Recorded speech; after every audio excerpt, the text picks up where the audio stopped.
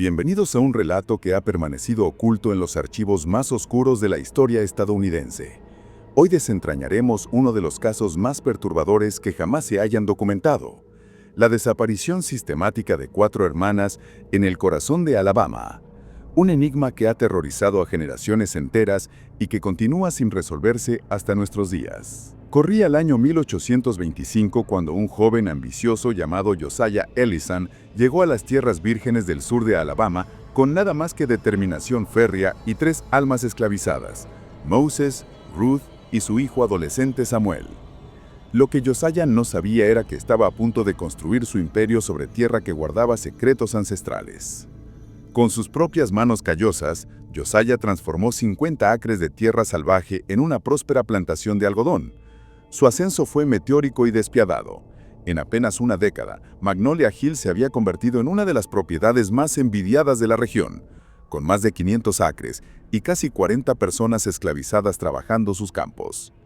La mansión que coronaba la colina era un testimonio de su éxito: columnas blancas imponentes, escalinatas de caoba talladas a mano y una escalera espiral que serpenteaba hacia el cielo como si fuera un portal hacia otros mundos. Cada detalle había sido diseñado para proyectar poder y prestigio, pero también para ocultar los cimientos siniestros sobre los que se erigía. Elizabeth Montgomery no era una mujer común. Cuando se casó con Josiah en 1830, no solo aportó una dote considerable y 10 personas esclavizadas especializadas en labores domésticas, sino también conocimientos que una dama respetable jamás debería poseer. Sus años en Nueva Orleans la habían expuesto a tradiciones místicas que combinaban elementos del vudú con prácticas ancestrales que pocos comprendían. Entre sus posesiones más preciadas se encontraba un espejo de plata con el escudo familiar Montgomery grabado en su mango de vides entrelazadas. Elizabeth nunca se separaba de este objeto, contemplándose en él con una intensidad que inquietaba profundamente a quienes le rodeaban. Los esclavos domésticos murmuraban que a veces la veían conversando con su propio reflejo, como si el espejo le devolviera respuestas que solo ella podía escuchar. Su unión bendijo a la familia con 5 hijos: Thomas, Margaret, Catherine, Josephine y la pequeña Sarah. Cada nacimiento fue celebrado con pompa y circunstancia, pero también marcó el inicio de algo más oscuro que comenzaba a despertar en las profundidades de la tierra. Lo que los Ellison ignoraban era la verdadera historia de su propiedad. Décadas antes de su llegada, estas tierras habían sido el hogar de una secta religiosa liderada por una mujer conocida como Madre Abigail. Esta comunidad, compuesta principalmente por mujeres, practicaba rituales que fusionaban cristianismo con tradiciones paganas mucho más antiguas.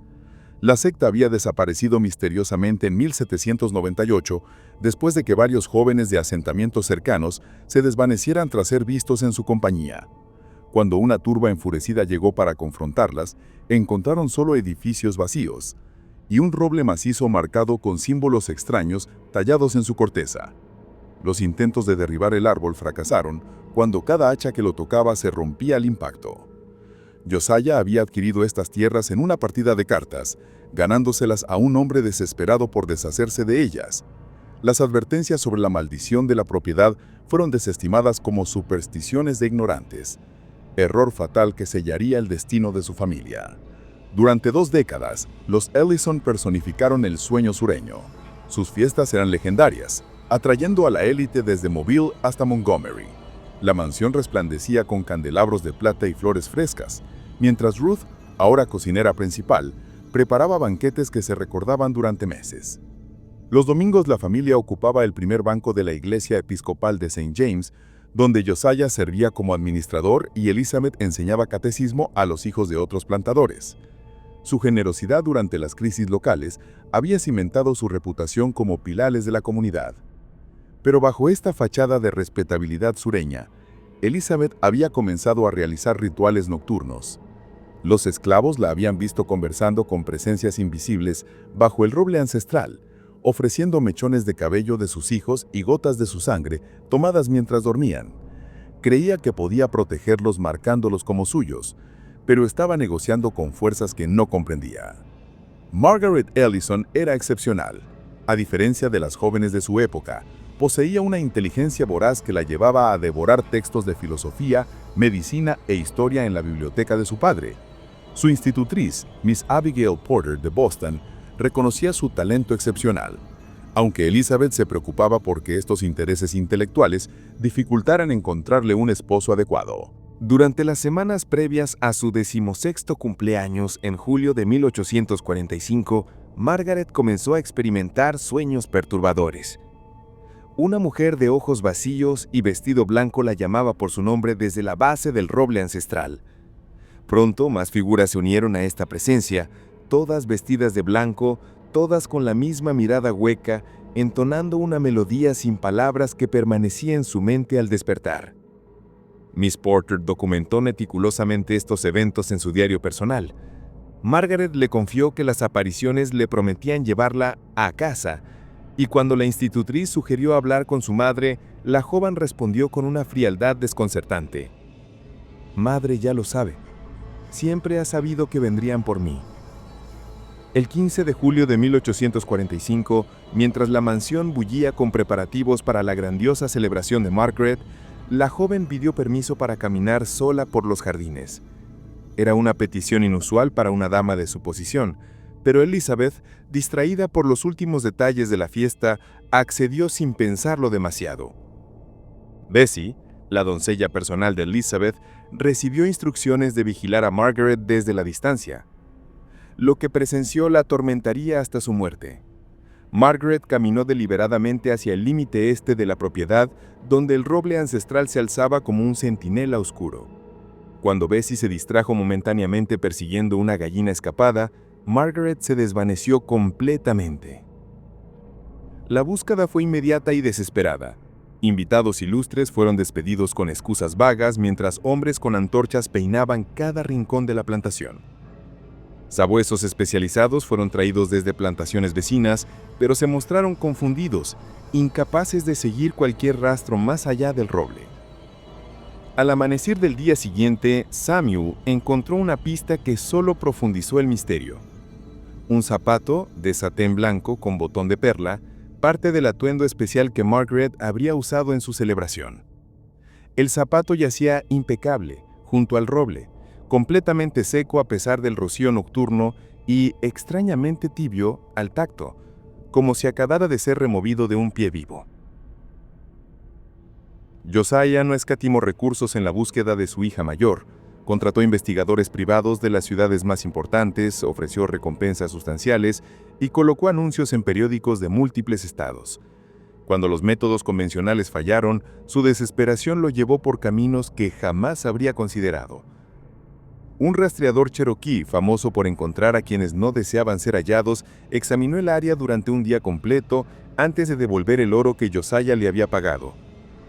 «No se trata de asunto para mis habilidades», declaró.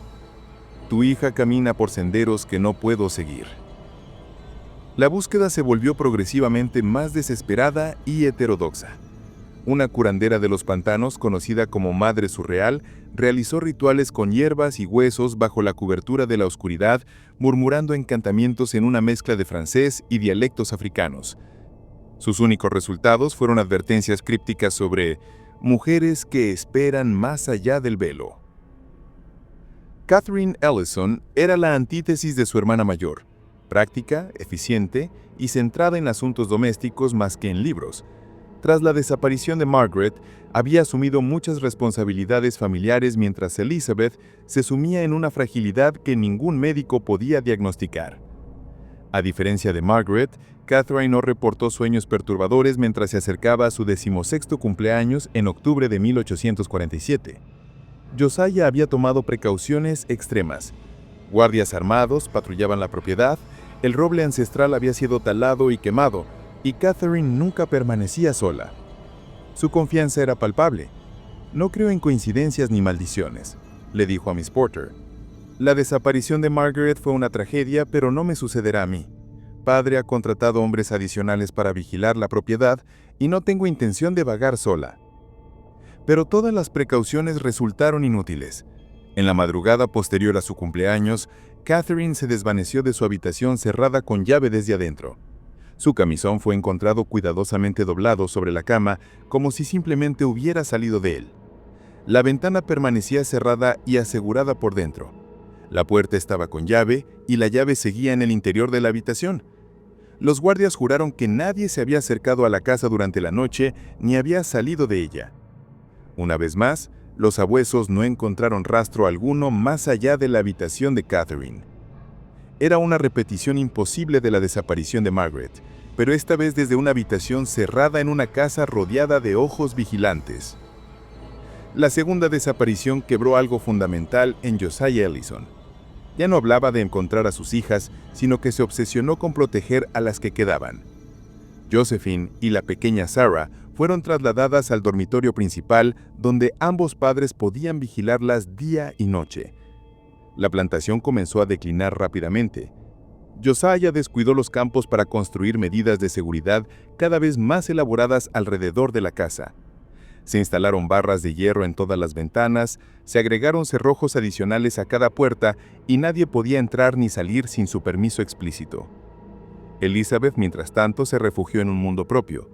Comenzó a hablar con sus hijas desaparecidas como si estuvieran presentes, preparando lugares para ellas en las comidas, doblando su ropa, arreglando flores en sus habitaciones vacías. Los esclavos murmuraban que la tierra misma se había vuelto contra los Ellison, que habían construido su hogar en terreno que no los quería ahí. Miss Porter documentó el deterioro de la familia. Temo por mi cordura en esta casa. Anoche soñé que veía a Catherine caminando por los campos de algodón, su camisón blanco ondeando aunque no había viento. Cuando se volteó para mirarme, su cara era la de una anciana, con ojos como pozos oscuros. Detrás de ella caminaba Margaret, y detrás de Margaret una procesión de mujeres que no reconocí. Todas vestidas de blanco, todas con la misma mirada hueca. Para 1849, la ahora próspera plantación Ellison estaba en ruinas. Muchos esclavos habían sido vendidos para pagar deudas, ya que las cosechas de algodón habían fallado 2 años consecutivos. Los sirvientes domésticos restantes susurraban que la tierra estaba maldita, que nada crecería hasta que los Ellison se fueran. Josephine, ahora de 16 años, había presenciado las desapariciones de sus hermanas mayores siendo apenas una niña. A diferencia de ellas, parecía anticipar su destino con una resignación sombría que helaba la sangre. Era una joven seria que rara vez sonreía y nunca se aventuraba más allá de los confines de la casa. Mientras se acercaba abril y su 16º cumpleaños, Josephine se acercó a Miss Porter con una petición que reveló la profundidad de su comprensión. Llévese a Sarah antes de que llegue abril. No se detendrán conmigo. También tomarán a Sarah cuando llegue su momento. Pero usted puede salvarla. Llévesela al norte. Cambie su nombre. No vuelva a hablar de los Ellison a más. En vísperas del cumpleaños de Josephine, Josiah finalmente cedió a la súplica de Elizabeth de abandonar la plantación. Después de años de negarse a ser expulsado por fuerzas inexplicables, ahora planeaban huir a Boston, donde vivía su hermano. Los preparativos se realizaron durante la noche, con la intención de partir antes del amanecer. La familia se reunió en el vestíbulo de entrada con sus pertenencias empacadas, listos para dejar atrás la casa que se había convertido en su prisión. Pero cuando Josiah fue a buscar a Thomas, quien debía tener listos los caballos, encontró el carruaje preparado, pero sin señales de su hijo. Mientras Josiah salía a buscarlo, las mujeres permanecieron en el vestíbulo. Fue entonces cuando comenzó el zumbido, un sonido melódico y bajo que parecía surgir de todas partes y de ninguna a la vez. Josephine levantó la cabeza, escuchando atentamente, y sonrió con una certeza terrible que transformó su rostro joven en algo ancestral y sobrenatural. «Ya están aquí», dijo simplemente. Antes de que alguien pudiera detenerla, levantó la barra de la puerta principal y salió. Miss Porter trató de seguirla, pero se detuvo al ver lo que la esperaba afuera. 8 mujeres vestidas de blanco se alzaban en semicírculo sobre el césped descuidado, sus formas ondeando como espejismos de calor en un día de verano. Entre ellas, Miss Porter juró reconocer a Margaret y Catherine, sus expresiones serenas, sus manos extendidas hacia su hermana. Donde una vez había estado el tocón quemado del roble ancestral, ahora crecía un árbol joven, como si el tiempo hubiera retrocedido o acelerado según leyes que desafiaban la comprensión humana. Josephine caminó hacia ella sin vacilación, se arrodilló ante el árbol renacido. Colocó sus manos sobre los brotes verdes frescos y entre un latido y el siguiente, las 8 mujeres se vanecieron. De Josiah y Thomas Ellison nunca se encontró rastro alguno. La propiedad, ahora abandonada, cayó en un deterioro aún mayor. Elizabeth, destrozada por la pérdida de casi toda su familia en el transcurso de 4 años, huyó a Virginia con Sarah y Miss Porter. Nunca volvió a hablar de los Ellison, y cuando se le preguntaba, solo decía que su esposo e hijos mayores habían muerto de fiebre. Sarah Ellison creció como Sarah Montgomery, criada por sus abuelos maternos como si fuera su propia hija. Elizabeth murió en 1855, sin haberse recuperado jamás del trauma de aquellos días finales en Alabama. Miss Porter permaneció con la familia Montgomery como institutriz de Sarah hasta que la niña creció, compilando en secreto sus diarios y fragmentos de la historia Ellison, sellándolos en una caja de cedro con instrucciones de no abrirla hasta después de su muerte. Esa caja permaneció intacta hasta 1902, cuando fue descubierta durante renovaciones a la vieja casa Montgomery en Richmond. Para entonces, tanto Miss Porter como Sarah Montgomery habían muerto hacía tiempo atrás. Sarah había sucumbido a la tuberculosis a los 26 años, no a los 16 como sus hermanas, pero aún en su cumpleaños. Según las notas del médico que la atendía, en sus momentos finales había mirado hacia la ventana y sonreído, diciendo claramente: «Por fin han venido por mí. Mis hermanas han esperado tanto tiempo». Después de la guerra, la tierra fue dividida y vendida a antiguos esclavos e inversionistas del norte. La casa fue demolida en 1867. Solo el árbol fue dejado en pie. Ahora crecido a un tamaño impresionante a pesar de sus traumáticos inicios. La leyenda local sostenía que, en ciertas noches, particularmente en primavera y verano cuando habían nacido las hijas Ellison, el árbol estaría rodeado de luces parpadeantes como linternas llevadas por manos invisibles. Aquellos lo suficientemente valientes o necios para acercarse reportaban escuchar voces de mujeres cantando una melodía desconocida y sentir una profunda sensación de paz mezclada con melancolía. En 1897, el Dr. William Harcourt, de la Universidad de Alabama, se interesó en la historia Ellison tras encontrar referencias a las desapariciones en archivos periodísticos antiguos. Su investigación reveló la conexión con la secta religiosa anterior y la mujer conocida como Madre Abigail. Entre los papeles familiares, Harcourt encontró una carta escrita por su propia tatarabuela que había sido miembro de la secta de Madre Abigail. Vamos a unirnos con quienes vinieron antes, más allá del velo, donde el tiempo fluye diferente. El árbol es nuestra ancla y nuestra puerta. A través de él regresaremos cuando sea necesario para reclamar lo que es nuestro y dar la bienvenida a nuestras hijas dispersas al hogar. El Dr. Harcourt publicó sus hallazgos en 1899, sugiriendo que las desapariciones Ellison podían estar conectadas con esta historia anterior. Sus teorías fueron desestimadas por colegas como fantasías descabelladas. Desalentado, pero no disuadido, Harcourt hizo una última visita a la propiedad Ellison en el verano de 1900. Nunca fue visto nuevamente. En 1927, Eleanor Pritchard, estudiante de Alabama Women's College, eligió las desapariciones Ellison como tema de su tesis en folclore americano. Su investigación reveló aspectos más perturbadores de la historia familiar, incluyendo la posible participación de Elizabeth en prácticas ocultas y su intento de negociar con las fuerzas que habitaban el árbol. La tesis de Eleanor fue completada en 1928 y recibió altas calificaciones, pero también atrajo atención no deseada. Poco después de su graduación, mientras visitaba el árbol para una ronda final de fotografías, Eleanor Pritchard desapareció.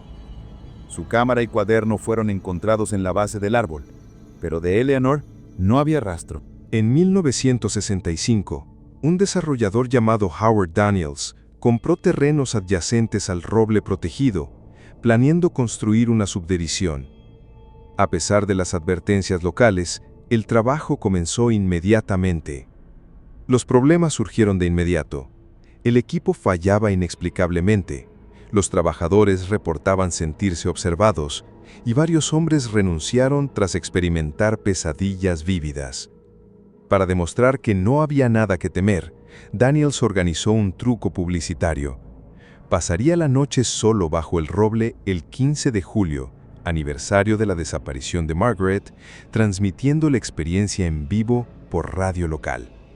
La transmisión comenzó a las 10 p.m., con Daniels bromeando sobre historias de fantasmas, pero a medida que se acercaba la medianoche, su tono cambió.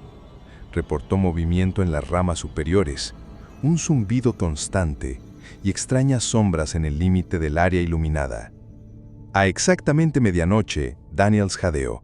El micrófono captó sonidos de movimiento y luego su voz, extrañamente distante. «Están aquí. Dios mío, son hermosas. No hay nada que temer. Solo están esperando. Siempre esperando». Hubo un sonido como un suspiro y luego silencio. El equipo de radio, alarmado, encendió el reflector y corrió hacia el árbol. Daniels había desaparecido. Su saco de dormir permanecía desabrochado y vacío. A lo largo de las décadas siguientes, el roble se convirtió en un sitio de peregrinaje para aquellos atraídos por lo inexplicable. Investigadores paranormales, adolescentes buscadores de emociones, familias dolientes esperando alguna conexión con seres queridos perdidos, todos vinieron a pararse bajo esas ramas extendidas. No todos los que vinieron se fueron nuevamente. Las desapariciones fueron lo suficientemente esporádicas y distribuidas a lo largo de los años como para que no surgiera un patrón claro para observadores externos. Un estudiante universitario en 1972, un investigador paranormal en 1984, una joven madre en 1991, una maestra de historia jubilada en 2003. En 2015, un equipo de un popular programa de televisión de investigación paranormal pasó 3 noches cerca del roble. Su experiencia incluyó caídas de temperatura inexplicables, grabaciones de audio que parecían ser voces de mujeres cantando en un idioma no identificable y una secuencia de video que mostraba lo que parecían ser figuras humanas moviéndose entre las ramas. El momento más convincente llegó en la tercera noche, cuando Jordan, la única mujer del equipo y escéptica técnica, reportó sentirse obligada a acercarse al árbol. «Me están hablando», susurró, su mano extendiéndose hacia el tronco. «Dicen que pertenezco con ellas, que siempre lo he hecho». Sus colegas, alarmados, la sujetaron físicamente para evitar que tocara el árbol. Jordan no tenía memoria del incidente, aunque renunció al programa poco después. Sus cuentas de redes sociales se silenciaron unos meses más tarde, y los intentos de los fanáticos de localizarla han sido infructuosos. Hoy en día, el roble sigue en pie, protegido como un sitio histórico. Los exámenes de arboristas y botánicos han revelado que desafía todas las leyes naturales de crecimiento y envejecimiento. Los anillos visibles en muestras del núcleo sugieren una edad de apenas 150 años, coincidiendo exactamente con el tiempo desde que Josephine Ellison se arrodilló ante el tocón quemado y desapareció. Sin embargo, su tamaño indica un árbol que debería tener al menos 500 años. Los objetos ocasionalmente encontrados en su base incluyen un zapato de satín blanco con botón de perla, un relicario de plata que contiene un retrato en miniatura de una joven solemne con cabello castaño, y un diario encuadernado en piel con páginas vacías excepto por una sola línea escrita en la primera página con tinta desvanecida. «Me están llamando a casa». Estos artefactos aparecen y desaparecen sin patrón discernible. Los visitantes han reportado verlos un momento, para después encontrarlos desaparecidos cuando vuelven a mirar. El misterio Ellison perdura, ni completamente desacreditado ni conclusivamente probado. El roble se alza aún crece, aún susurra a aquellos con oídos para escuchar. Las mujeres en blanco aún caminan por sus ramas en noches de luna llena, aún tararean su extraña melodía, aún esperan con paciencia inhumana a que su próxima hija venga a casa. Algunos secretos no pertenecen a la historia, sino a algo más antiguo, algo que existió antes de la memoria humana y continuará mucho después de que nos hayamos ido. Algunas hambres trascienden el tiempo y los límites físicos, perdurando a través de siglos, pacientes y persistentes. Y algunas historias, una vez comenzadas, no tienen verdadero final, sino una continuación, un devenir, un desplegar lento e inevitable que podemos presenciar, pero nunca comprender completamente. Así que si alguna vez te encuentras en Alabama y la curiosidad te atrae hacia un roble masivo que se alza solo entre acres protegidos, recuerda a las hijas Ellison, recuerda a Eleanor Pritchard, recuerda a Howard Daniels, recuerda a todos aquellos que se acercaron a ese árbol buscando respuestas y se convirtieron en parte de la pregunta. Escucha el zumbido, observa a las mujeres en blanco y pregúntate, ¿estás seguro de que sabes quién te está llamando a casa? En el resplandor suave de tu pantalla, en la comodidad de tu hogar, la historia Ellison puede parecer meramente un cuento entretenido, una diversión agradablemente escalofriante, pero en algún lugar de Alabama, bajo un roble imposiblemente antiguo que no debería existir, las mujeres en blanco siguen esperando. Tienen todo el tiempo del mundo.